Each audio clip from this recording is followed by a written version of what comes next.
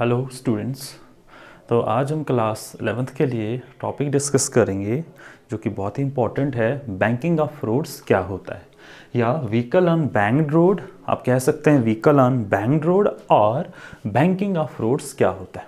देखिए, banking of roads एक ऐसा फिनोमेनन होता है जिसके अंदर हमारी जो कर्व होती है, जहाँ पर मोड़ होता है, जहाँ पर कर्व होता है, तो उस कर्व का जो आउटर एज होता है, उस आउटर एज को हम इनर एज से थोड़ा सा राइज्ड करते हैं। ठीक है, the phenomenon of rising of outer as of the road above the inner edge at the curve is called banking of roads। तो बैंकिंग ऑफ रोड्स एक ऐसा फिनोमेनन होता है जिसके अंदर जहाँ पे भी कर्व होती है, जहाँ पर मोड़ होता है, तो उस कर्व का जो आउटर भाग होता है, जो आउटर पोर्शन होता है, जो आउटर एज होती है, उस आउटर एज को हम इनर एज से थोड़ा सा राइज करते हैं, तो उससे हम कहते हैं बैंकिंग ऑफ रोड्स, ताकि जो व्हीकल है उसे रिक्वायर्ड सेंट्रीपिटल फोर्स मिले और जो व्हीकल है वो रोड से स्किड ना हो। ठीक है, तो सबसे पहले ये हमने कर्व कंसिडर किया है, और यहाँ पे जो है हमने की है banking of roads. Banking of roads का मतलब है कि हमने जो है इस कर्व का जो इनर एज है, तो उसके बाद इनर एज यहाँ पे आउटर एज, तो हमने क्या किया है, आउटर एज को इनर एज से थोड़ा सा राइज किया, और कितना राइज किया है, थीटा एंगल। ठीक है, तो यहाँ पे हमारे पास व्हीकल है, और इस व्हीकल पर बहुत सारी वेरियस फोर्सेस जो हैं वो इन्वॉल्व होंगी। ठीक है, तो हम कंसिडर करते हैं हमारे पास है जो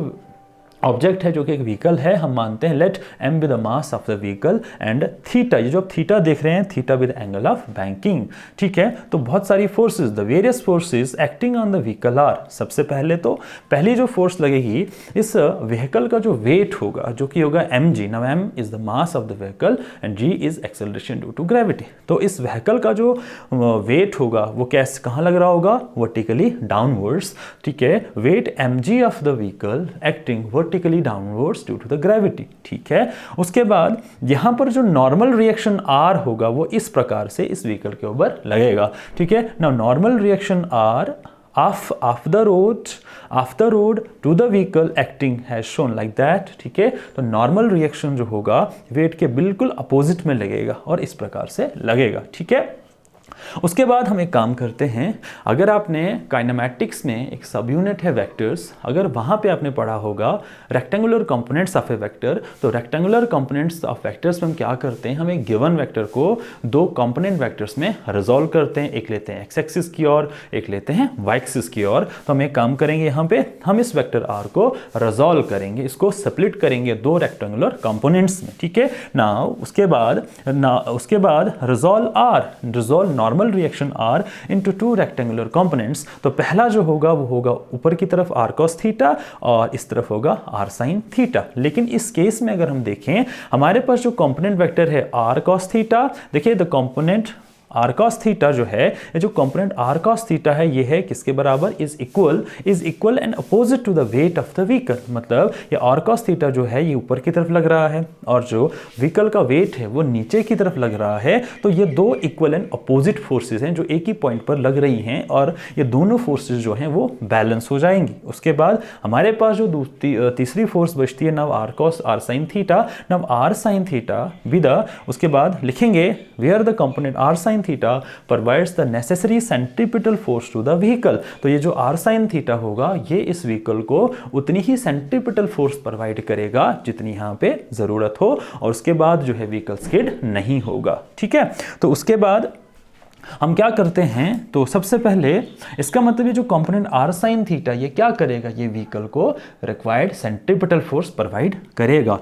तो R sin थीटा किसके बराबर हो गया, mv square by r, because centripetal force जो होता है mv square by r, where m is the mass of vehicle, v is the velocity of vehicle and r with the radius. देखिए, अगर हम इस सर्कुलर पाथ को अगर हम कंप्लीट करें, तो इस सर्कुलर पाथ का एक सेंटर होगा, ठीक है, यहाँ तक ये, तो ये r उसका रेडियस होगा, उसके बाद ये जो r cos थीटा कंपोनेंट है ये किसके बराबर है, weight of the vehicle mg के बराबर।